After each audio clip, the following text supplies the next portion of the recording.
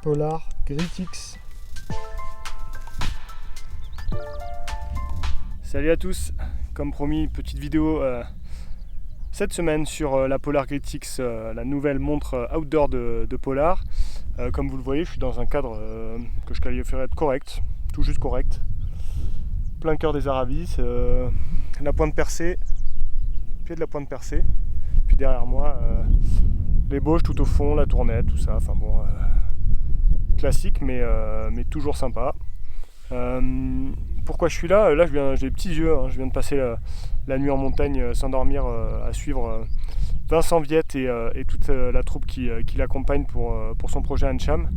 En fait voilà, je voulais en profiter pour faire cette vidéo à ce moment là parce que Vincent est ambassadeur Polar. Je fais juste l'introduction là, hein. Ici je vais tourner les détails un peu plus tard parce que là j'ai pas mes notes sous les yeux, j'ai peur d'oublier des choses, mais voilà, je voulais juste vous donner quelques nouvelles. J'ai fait une petite rubrique là, le coin des news dans ma vidéo précédente sur la Coros, et je trouvais que c'était intéressant. Je pouvais reproduire l'exercice de temps à autre, juste pour vous donner quelques news. Voilà, je suis donc là sur le suivi de Vincent Viette sur le projet Ancham, et puis les choses évoluent bien pour le GR54, là, le tour des écrins avec Vincent. Donc ça va arriver très vite. Une fois que vous aurez vu la vidéo, je pense que ça sera on partira une semaine plus tard à peu près. Donc ça va arriver très très vite et ça va être très cool, et on va évidemment vous faire vivre ça sur nos différents canaux. On va voir, ça va être un gros morceau, hein. Honnêtement, je sais pas trop dans quoi on se lance parce que faire ça en 4 jours, enfin en 4 étapes, il y a des étapes de 45, 60, enfin il y a 180 km en tout, à peu près presque 13 000 mètres de dénivelé, donc c'est quand même un sacré morceau. Mais bon, c'est vraiment du plaisir, et vraiment hâte de vivre ce moment dans les écrins, de découvrir les écrins que je connais très peu, donc ça va être vraiment cool. Sinon, pour vous parler un peu de la Polar Grit-X, je vais vous donner très rapidement quelques éléments avant de rentrer dans les détails un peu plus tard, comme je vous le disais. Pour vous donner le contexte, en fait, Polar, c'est sa première montre vraiment dédiée à l'outdoor. Jusqu'ici, les trailers qui utilisaient Polar étaient plutôt sur la Vantage V, qui était une montre pas nécessairement dédiée aux activités outdoor, qui était plutôt une montre je dirais plutôt orienté triathlon, course à pied. Bien sûr, les trailers pouvaient l'utiliser, mais il n'y avait pas vraiment de fonction dédiée, on va dire. Et voilà, Polar a voulu combler ce vide. Cette montre, la Polar Grit-X, je trouve qu'elle rend obsolète un petit peu la Vantage V. Je vois pas vraiment pourquoi aujourd'hui on achèterait la Vantage V par rapport à la Polar Grit-X, qui est moins chère en fait, et qui a des fonctionnalités un petit peu plus développées, je trouve. À part peut-être sur les fonctionnalités d'entraînement, pourront séduire plus les triathlètes et les coureurs sur piste, ou voire les cyclistes. Mais cette Polar Grit-X a quand même pas mal d'atouts, et notamment son rapport qualité-prix, hein. Ça c'est indéniable. Elle est à 419 €, il me semble, prix catalogue. Donc il y a certainement même, peut-être pas encore, mais il y aura certainement la possibilité de l'avoir un peu moins cher avec des promos. Et clairement sur cette gamme de prix, elle n'a pas vraiment de concurrence, parce que elle, l'objectif c'est un peu de proposer une montre relativement camo de gamme, peut-être pas du niveau, comme vous le verrez, de ce qui se fait de mieux. Je parlais notamment de la Coros Vertix la semaine dernière. Pour moi, pas au niveau de la Coros Vertix, mais en tout cas à un prix qui... à ce prix-là, elle n'a pas vraiment de concurrence. Donc c'est intéressant, et je pense que il y a beaucoup de gens qui ne sont pas prêts à mettre 600 ou plus dans une montre. Donc là, ça peut être vraiment un produit intéressant à regarder de près, parce qu'elle a quand même pas mal d'atouts.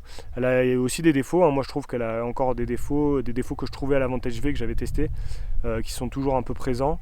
Bon, après ça c'est peut-être moi et l'écosystème Polar qui me fait dire ça, mais voilà, je vais vous en parler un peu plus en détail. Mais elle a quand même beaucoup de qualité, et son rapport qualité-prix est clairement une de ses plus grosses qualités. Donc voilà, on va voir tout ça en détail. Bon, je vais faire très classique, hein. Je vais revenir d'abord sur les points que j'aime bien, puis ensuite sur ceux que j'aime un peu moins. En tapant mes notes, je me suis aperçu que j'avais quand même pas mal de choses à dire finalement sur cette Polar Grit-X, donc allez, c'est parti.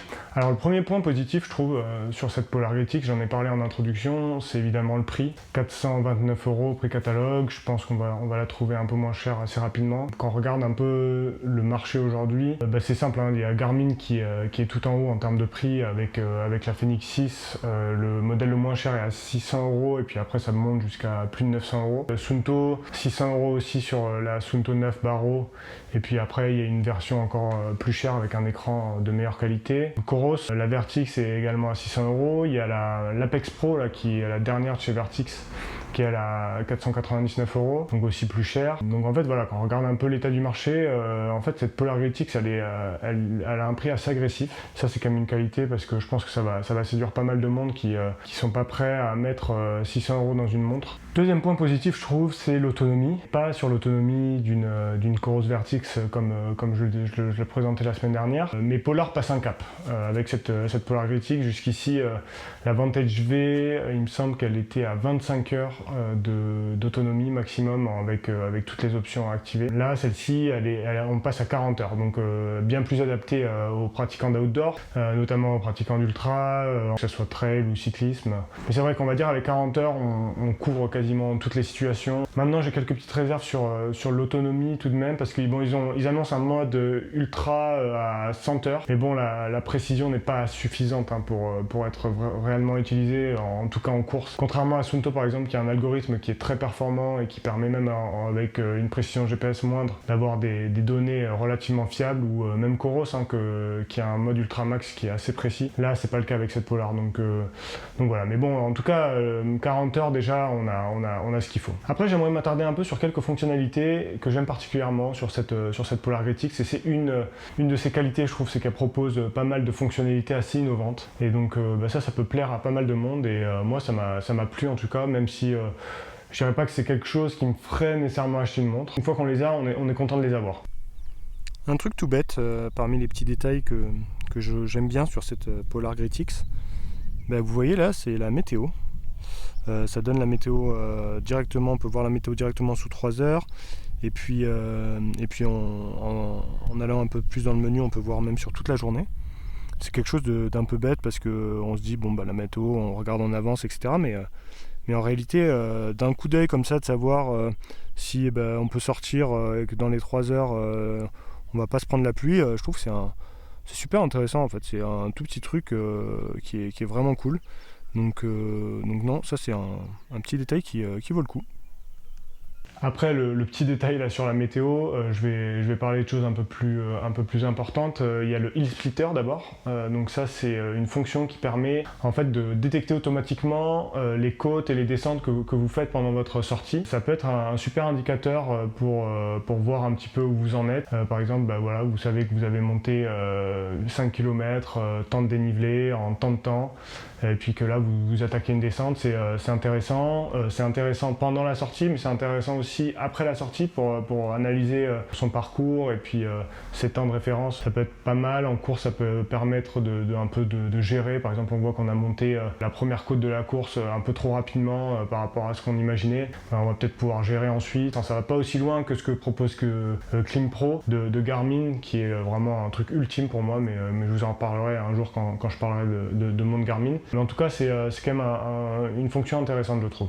Deuxième chose, dans les fonctionnalités, l'alerte nutrition qui va plus loin que ce qui se fait d'habitude, ce qu'on voit d'habitude. Ils n'ont pas seulement mis une alerte nutrition qui vous dit par exemple toutes les 10 minutes « Ah, faut boire ou faut manger ». Là, ils ont carrément mis un algorithme qui permet en fait de calculer vos besoins énergétiques. Et en fonction de la durée et de l'effort fourni, il va calculer quel est votre besoin énergétique. Donc ça peut être intéressant pour se gérer, les gens qui n'ont pas encore nécessairement une super connaissance à la fois de la nutrition et à la fois de leurs besoins. Ça peut être intéressant de se baser un peu là-dessus pour tâtonner au départ. Ensuite, autre qualité de Polar, et c'est pour ça que les triathlètes, les coureurs sur route notamment aiment bien Polar, pas mal de fonctionnalités d'entraînement assez complexes, de planification notamment via l'application, via le site. Donc là-dessus, je vais pas m'étendre là-dessus parce que ça serait super long, mais en tout cas, faut savoir que si vous êtes assez fan d'entraînement, de planification et ce genre de choses, Polar fait des choses vraiment, vraiment intéressantes. Pour compléter un peu ce que je disais là sur l'entraînement, à ma connaissance, Polar est la seule marque qui propose de calculer la puissance uniquement à partir de la montre. Alors comment ils font? Ils se basent sur différentes choses. D'une part votre poids évidemment, votre vitesse et puis aussi le dénivelé. Donc il y a évidemment un altimètre barométrique, maintenant c'est un peu la norme, notamment sur ce type de montre. Donc c'est quand même assez précis en termes de dénivelé, et donc en liant un peu tous ces éléments là, il va réussir à calculer une puissance. Et ça c'est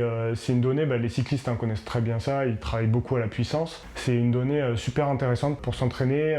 C'est beaucoup plus intéressant qu'une allure, parce qu'une allure, ça va prendre simplement votre vitesse à un instant T, alors que la puissance, ça va prendre d'autres éléments en compte. Par exemple, si on est sur une pente à 30%, et c'est pas parce qu'on va 2 fois moins vite que sur du plat ou 3 fois moins vite que sur du plat que l'effort va pas être le même en fait. Donc ça, c'est intéressant de jouer avec la puissance. Après, il propose aussi une sorte de petit capteur qu'on peut mettre sur la chaussure, qui est encore bien plus précis évidemment. Je trouve que c'est pour les gens qui sont assez fans d'entraînement, je pense que l'entraînement à la puissance, c'est vraiment intéressant, et je pense que ça va se démocratiser dans les années à venir. Autre chose sur laquelle Polar est assez performant, c'est sur le suivi de l'entraînement et de la récupération. Alors, ça demande de porter la montre H24. Ils ont notamment un programme, une fonction qui s'appelle Nightly Recharge. En fait, ils se basent sur le système nerveux autonome et puis aussi sur la qualité de votre sommeil.